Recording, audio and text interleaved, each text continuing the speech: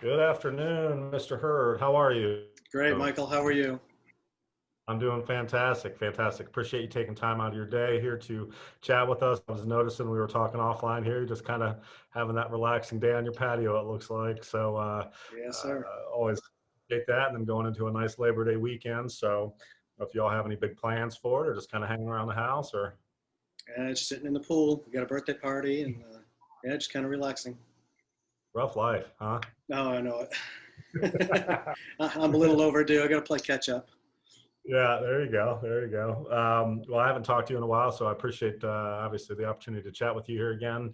We are going to talk about your latest and actually your first deal. But if you don't mind, maybe kind of kicking this off, tell us a little about yourself, what your background is. Obviously, you just came back from an overseas excursion. Maybe you can dive into that for a minute or two and talk about any previous real estate experience you had. Obviously, what market you're operating in right now, and we can just kind of run from there. All right, great. Yeah, my name is Dave Hurd. I've got last 30 years. I've been working in military aviation as a flight instructor. I just spent the last 7 years or 10 years in the Middle East, 7 years specifically in Dubai. So just got home 16th of July, so just over a month ago, about 6 weeks ago, actually. No real in-depth real estate experience. I have built some houses, renovation work, flipped a couple houses for some friends. Of course, it's been a couple decades ago, but I've always had a real deep desire to be working in real estate. Apparently somewhere down the line, I just kind of took the right turn to military aviation and, and just kind of, I guess I missed my turn there along the road somewhere. But so I've always had the desire, always looked for that perfect little system. And of course, I never found it. So yeah, here about a year ago, I stumbled on Little Pink Houses from the VIP Financial Education YouTube channel. Of course, I think probably 2 videos in, I became hooked. I think you only had maybe 3 or 4 videos at that time. But right away, I realized that, yeah, Little Pink Houses is exactly what I've been looking for the last 20 years. And it certainly hasn't proven me wrong by any means. It's been incredible so far. Good. And you're operating in what market? In Memphis, Tennessee. Memphis, Tennessee. Thanks for sharing that. Yeah, I remember we met, I guess it would have been about a year ago at this point, and It you were over was. in Dubai and you were kind of chomping at the bit to do this, and you let us know your timeline right up front. You said, look, I want to come on board because I want to reserve my market. I want to lock my price in, all of the benefits of doing it, but I'm 6 to 8, 10 months out, depending. I'm ready to get home, but I've got an obligation here. I remember those conversations very, very vividly. And so you've been back now about 6 weeks. And how's it feel to be home? Honestly, it's different. It's kind of funny. My wife and I were talking. We've talked about this a couple times over the last few months. We tallied up the amount of time that I've actually spent home over the last 30 years, and it's only about 25%. So it's kind of, a lot of people will probably shriek at that. It's been kind of crazy. So it's been I don't want to say a learning curve, but there's definitely some adjustment going on. But it's been great. Sure. It's really nice to be this morning. We were talking about the weather here earlier. It was rainy and drizzly, and it's just kind of nice to see those rainy, drizzly days again, after being in the desert for the last decade. But it's just little things like that that you miss. But it's been an adjustment in so many ways, not just business, Yeah. but personal as well. But it's real nice to be back home. Good. Yeah, I can't imagine them being gone that long and coming back and just kind of reacclimating and all of those things. So, what you mentioned that you've been interested in real estate for a number of years and you just couldn't quite find, your home, if you will. You did the research on Little Pink Houses of America Opportunity. Obviously, you watched a lot of the videos. What was it really that stood out to you? I guess as far as that level of interest, you understood and appreciated why the business model worked, but was there kind of a tipping point or anything specifically that just had that kind of gave you that aha moment that this was the right path? Absolutely. That's a great question. So I've always loved my job, loved what I did in aviation. It's just something that not many people get to do, especially in Dubai. It was amazing. But with that, I think my time was up. I've been doing it for so long, and you just get tired of things. The job satisfaction wasn't quite there. The people, uh, obviously, the people I work with directly were great, but just the military in general. Of course, this was overseas, the Dubai military, but I just kind of lost my excitement for the job. I just felt like my time was up, and it was time to move forward in my life and come back home. When I came upon Pink and learned of the processes and the company and the people, you you can always tell when people are real, when a system is real. You guys advertise it as a business in a box, and it truly is. It just from the business side of it, it is a business in a box. And, but there's a whole lot more behind that outside the business. It's the people that are involved. In just the 6 weeks I've been home, it's more than evident. That's there's couldn't be any better. I mean, it truly is amazing. So that was the one thing that really tipped me over the edge was just to see for one, the program, how amazing it was. And, from a financial standpoint, you can do well. But the one thing that I really loved about it was how it's a win-win. You're always looking for that win-win situation for buyer and seller. And that's something I've missed for a long time is doing good for people. Mm-hmm. Yeah, we love that about our model, and that's something that we talked about early on.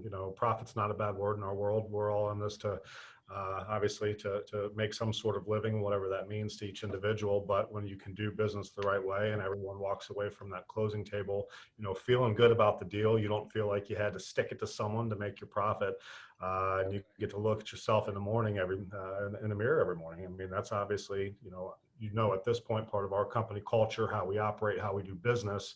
And now you're obviously a part of that. Has it been from that kind of discovery phase until now? Have things kind of panned out, and has the support and the things that were mentioned up front that you were going to be receiving as you came on board with us, has that lived up to its billing? Has there been anything that has fallen short? We give the good, the bad, and the ugly, and we always like to hear it back as well. So anything kind of pop into your mind as far as maybe what you thought it was going to be like versus what it is now, whether that's a good or a bad thing? Great question. I would say, of course, my situation is probably a little bit different than most others, because I bought in, just over a year ago now. I think it was last June of 19 when I bought in. So the last year while I was overseas, I was preparing. I did research. I was learning. I've become so familiar with Jeff Haskins' voice just from hearing all the recordings over the last year. Yeah. I mean, I've heard them all, and in the audio training series that you guys have, I've probably listened to all those recordings literally hundreds of times. Whether I'm on a walk, or a run, or biking, or just driving to work, that's all I ever listened to. So plus the research online, and so I've had so much time to prepare. So it was everything since I've been home. Everything has been absolutely exactly what I expected. I will say, actually,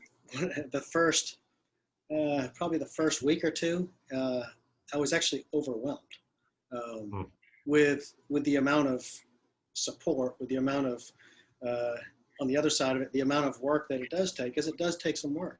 You're not going to just sit back and everything's going to come and fall in your lap.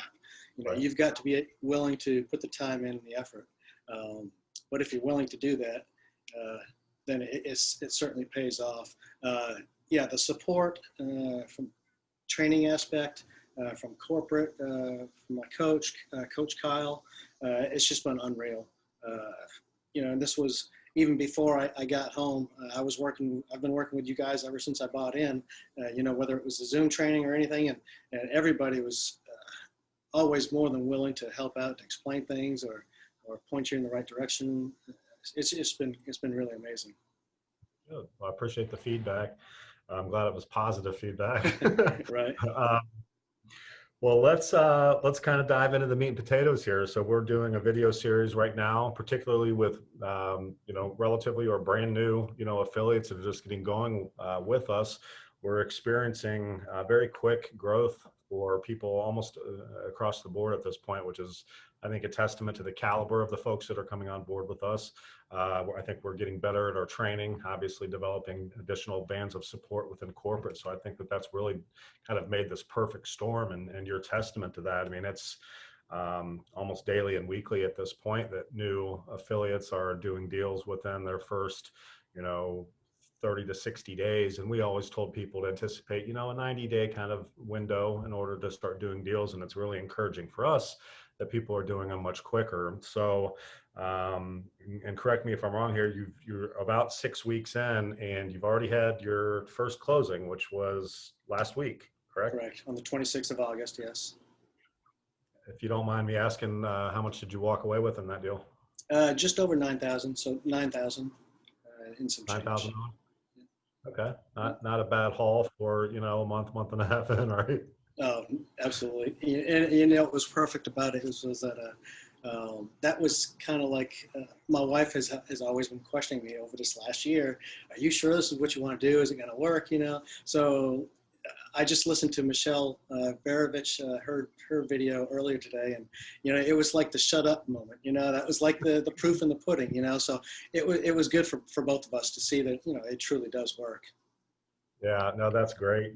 There's something obviously really cathartic about depositing that first check, and everyone, for all the right reasons, whether it's a spouse or, a family member or a friend or, whatever the case may be, is going to have, well, maybe that's not going to work. You're not doing the right thing there. And, that hush up check or the shut up check, if you will, depending on if we're PG or G on this video right now. But it's always nice. And it's very satisfying to you. Obviously, you're putting money in the bank, but you're also showing other people that you had the foresight to recognize a really good opportunity and move forward with that in spite of some naysayers and doubters in your life. So congratulations on taking that leap, and obviously congratulations on that first check, first of many. If we can kind of walk through the deal here, so if you'll just kind of break down for me, where did the initial seller lead come from? And if you don't mind, kind of just a summary of their circumstance. What was the seller like? Was it a vacant home? What were kind of the, intricacies of the seller side of it? And then we can talk about the buyer side after that, if you don't mind. Okay. Yeah, so I arrived home on 16 July from Dubai. About a month prior to that, well, a couple months prior to that, I had spoken with Tim Young and Jeff Haskins from the pilot program at the time.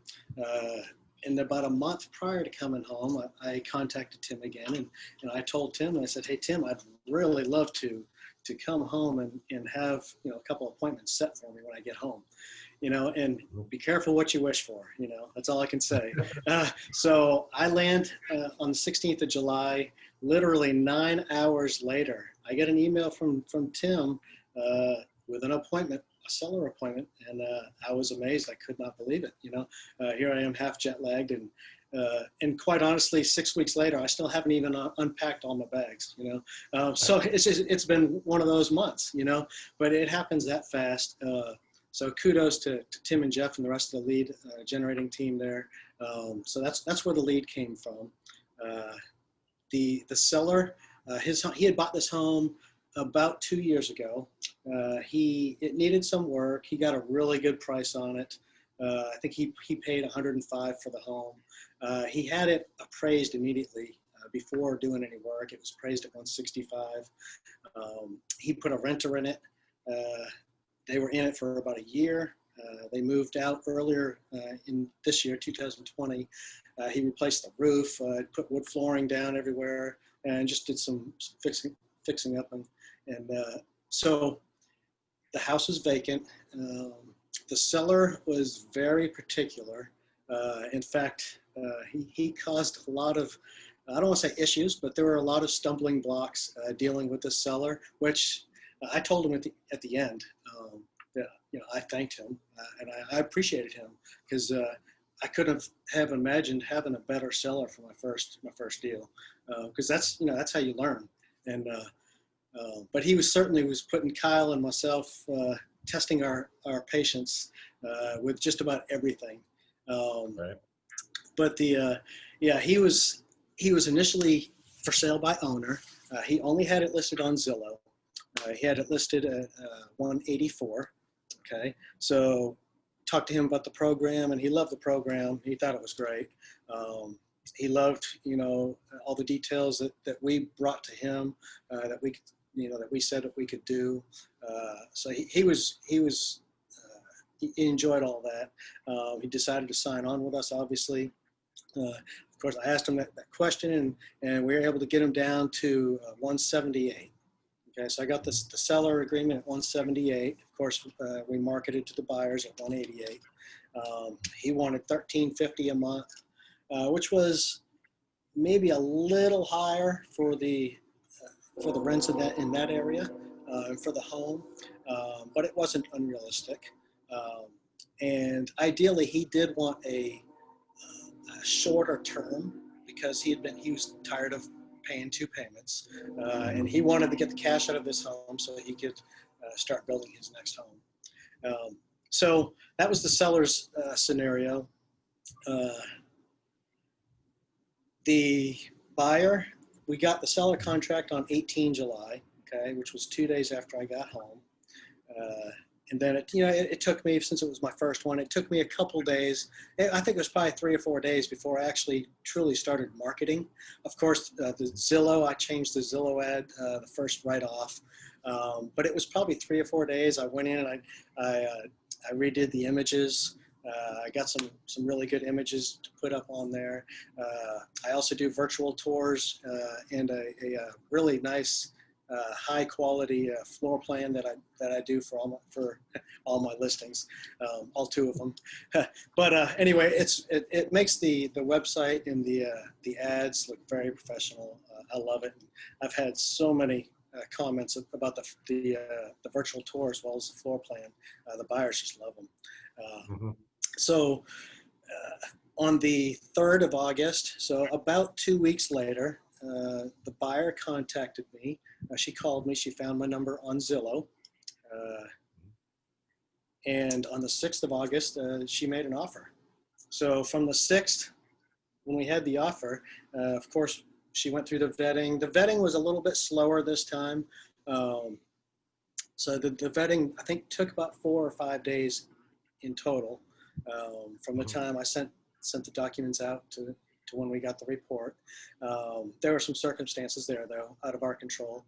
But so from the 6th until our soft close on the 26th, that's when all the episodes started with the seller. This is where all the learning really happened, which was really great. Like I said, this, Kyle and I talked about it so much, but it's great now that it worked out. Right? Absolutely. Well, even if it wouldn't have worked out, I've had so much interest in this home.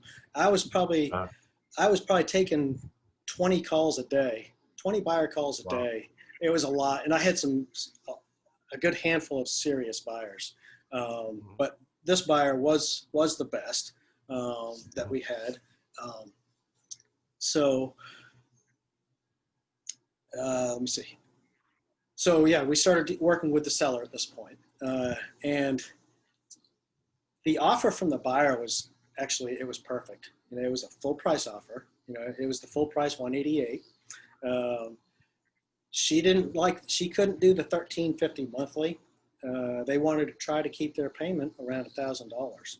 So we were able to get that up to $1,100. Okay. And the term was the amazing thing.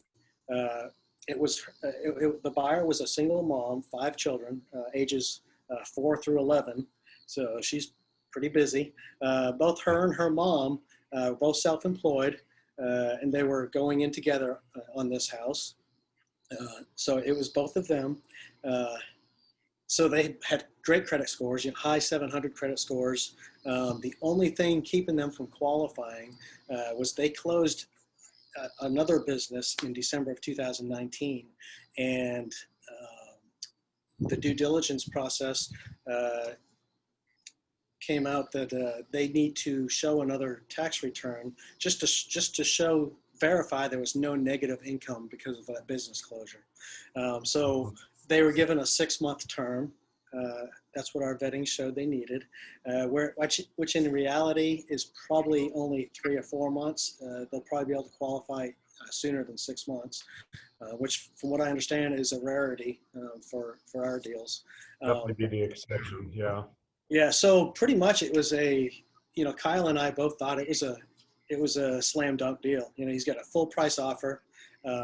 His cash flow wasn't as much. His monthly mortgage on the house was $840, I believe, or $860. So at $1,100, he's still cash flowing $240 a month, and he's getting a 6-month term, which Right. is amazing because he'll get his money even that much faster. So we honestly thought it was a slam dunk, and we approached the seller with it, and he started picking apart everything. And that's a couple times I actually thought we were going to lose it, just because he wasn't getting as much out of the house that he was expecting, or hoping for. When in reality he was getting just about everything he was hoping for, except for that extra couple hundred of cash flow, Sure. But so anyway, it took us about 2 weeks to get through all that. Obviously we did. It turned out the seller is very happy with his, and he voiced that from day one. Once we gave him the offer that there's nothing wrong with the offer. It's a great offer. It was just him. This particular seller, he's very intelligent. He's got a lot of experience in the real estate. He's a contractor now. He's got a really high-end interior trim business. Does very well. He used to work for a real estate company in their acquisitions department, so he's very familiar with this whole process. So you can imagine he just picked apart everything. But like I said, that was probably the best thing for me because I like to figure things out. I like to get dirty and really learn the whole process. And I learned a whole lot from that, which was really great. There is tremendous value in that. He gave you the it's not you, it's me line, right? That's like the breakup line. But fortunately, you guys are able to keep the deal together, and that is awesome. I mean, every deal that we do is different. There's no two deals that we ever have done in all of these years that are identical, and it's based on personality and circumstances and all of those kind of things like you're talking about right now. But you've got the exact right approach to it. You just want to learn something on every single deal, whether it's even by a mistake. Some of the best lessons are learned because you messed something up or something got messed up. Doesn't sound like that's what happened here, but anything that any information you can glean from a deal, and you can apply it to any deal, obviously moving forward. And this is a long-term play for you, obviously, doing this business. So it's good that you got a lot of those out of the way without obviously the losing the deal. So anything you would have done differently on the deal with buyer or seller? That's a really good question. And, that's honestly, I think it's kind of hard for me to answer because, I've learned so many things. I guess the main thing is, and I had to tell myself this all the time, and I even mentioned it to my wife throughout this process. It's that one line that you guys throw out at us during the training: pigs get fat, hogs get slaughtered. And so, I was telling that to myself constantly through this whole process, and basically just be sure to keep your eye on target. Keep your focus on the sellers and the buyers. Don't ever look for yourself because that's when it falls apart. Sure. I don't want to say I did that and made the mistake and not to do that again, but that's probably one of the biggest things that I really pull from this is just keep your focus where it should be. Yeah, no, that's really astute because we do talk about that in the training. The pigs get fat, hogs get slaughtered. And, the minute you start making these deals about you, as opposed to making them about the buyer and seller, you can fall short, a lot of those times. And it's sounds like you kind of recognize that and kind of, reverted yourself back onto the straight and narrow. And it's easy to do. I mean, when you see a nice potential payday, on the table there, and you want to obviously get as much of that as possible, it's easy to be kind of distracted by the money as opposed to when you just focus on doing what's best for the buyer and for the seller. Your money is going to come just by doing business the right way and prioritizing them versus opposed to, prioritizing your bank account. The money comes when you do things the right way and you follow the model and you follow some of these kind of golden rules, if we will. So sounds like you recognize that and you learned something in training, at least from us. If you got that only, that's a heck of a start. Right? Yeah, I do have an alibi. So I did make an error.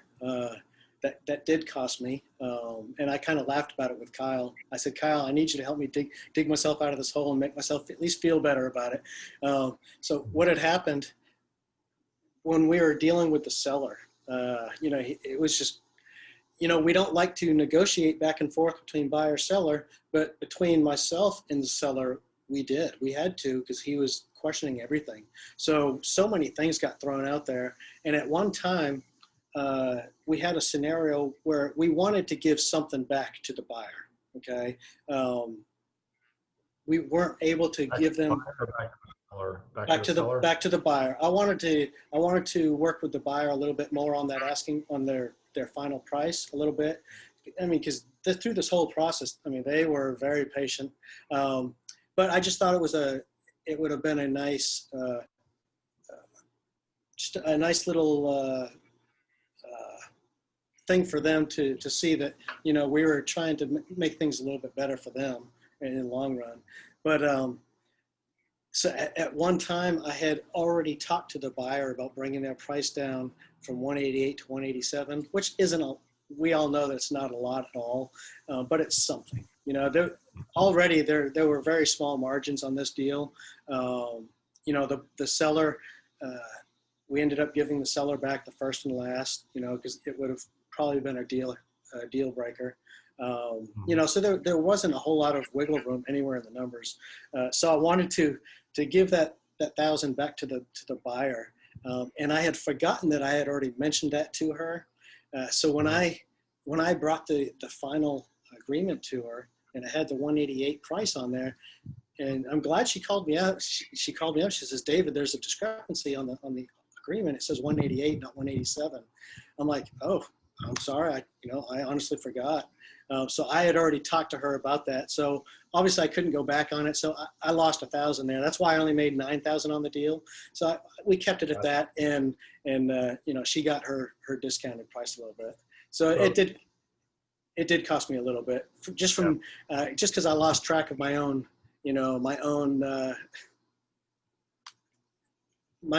notes and adjustments and everything along the way. So take good notes and don't forget where you're at. No, that's a valuable lesson. And of course, over the years, everyone has had some mishaps like that. And if you can have that, and it only costs you $1,000.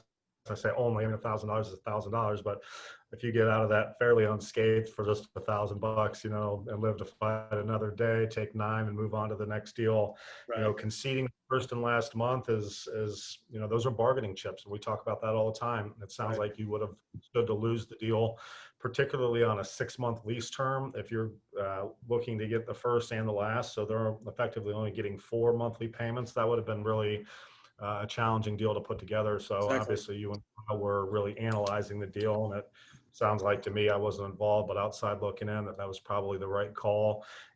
We say all the time, people get into the Hall of Fame hitting singles and doubles, and that's a single. That's a solid single right there. And, and that's in your first game in the major leagues. You get a nice hit out of the gate, and that's awesome.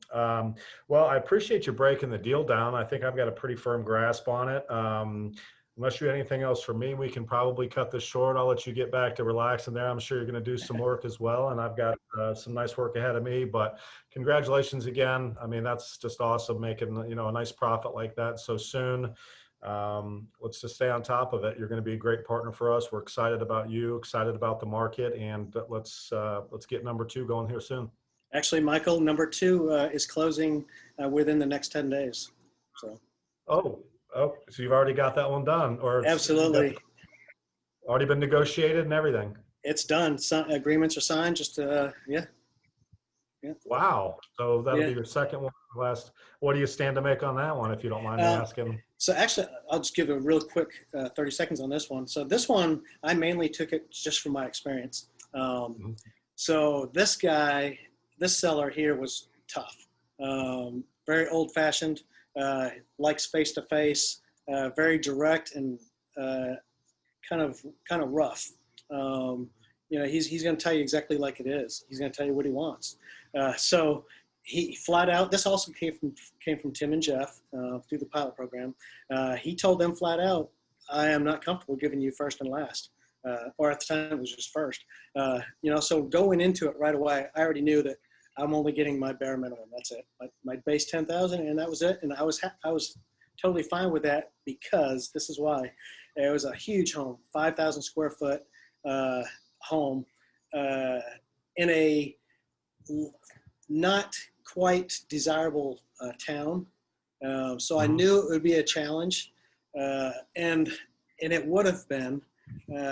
However, he already had really great buyers that loved the home, had seen him at the home twice already. However, they went to the bank and they got declined for their financing. So he told me straight up, he goes, "I've got buyers for you. If they ever come back, I'll send them your way." That's exactly what he did. I had the house a week and a half, did all my marketing, had it a week and a half. I probably only got 10 calls on this house total, which was kind of Uh-huh. pathetic, with all the marketing. But like I said, it was a tough town. But a week and a half later, these buyers contact me. We meet at the house. I go over the entire program. They loved it, of course, because that's the only way they're going to buy a house. And then the rest is history. We close anytime before the 11th. So within the next week or so, we'll be closing. So you effectively, the buyer was not quite, but close to being built in to the piece of inventory already. Almost a little bit more of kind of referral as opposed to coming in off your marketing. Yeah. They obviously recognize that after getting turned down from the bank, that this is the best way and really the only way for them to buy the home. They recognize the opportunity. You made sounds like a quick $10,000 just simply for your knowledge on how to put this type of deal together, how to structure this deal. That training alone just made you $10,000 right there. So love that. Love the quick turnaround on that. So I guess if we're just adding it up, then in the last 30 days and potentially some others this month, the $19,000. Yep, that's right. Yeah, that's not a bad month's work, and you still have No, a lot left to go. So that's right. Yeah. very cool. Very cool. Well, I appreciate you sharing that. I had not heard that one yet. So kind of got to double dip with you on this call. But if you don't mind, we'll obviously be keeping in touch with you anyways. But, once in a while when you have some of these closing, we'd love to bring you back on the channel here and just kind of talk to you about the ins and outs and whys and wherefores. These are super valuable, particularly for people that are a little hesitant when they're getting out of the gate or even a little hesitant about coming on board. So when we have these living, breathing testimonials like you that are, we're having people time and time again that are, making their first profit hit in, that 30 to 45 day window, it's really encouraging for these people knowing that if they just follow the blueprint and they get out there and they do the work, they can be successful. I don't know anyone that's going to be watching this that making $19,000 in their first, 45 days of operating a business, it's going to, would be disappointed in that. I certainly wouldn't turn those checks down. Right. Yeah.